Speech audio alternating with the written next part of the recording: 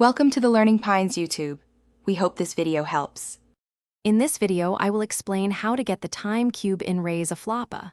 First, you need to acquire the altar. This special item is purchased from your in-game computer.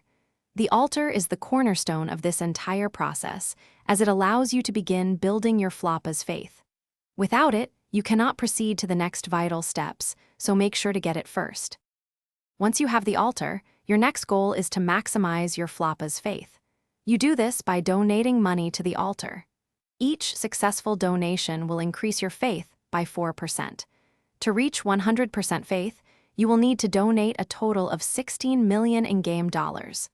This step requires dedication and consistent money-making to progress. With your Floppa's faith at 100%, approach the altar and choose the Ascend option. You will then be instantly transported to a serene white hall where you will encounter the wise Elder Floppa. After a short conversation, the Elder will graciously open a large vault door behind them, revealing the path to your prize. The time cube awaits within this newly opened chamber. The final challenge involves navigating a perilous obstacle course within the vault. You will encounter numerous red kill bricks that you must carefully jump over and dodge to reach the time cube. After successfully collecting the cube, you must retrace your steps through the obby to exit the vault.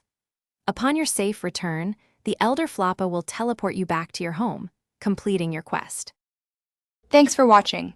Consider subscribing if we helped you.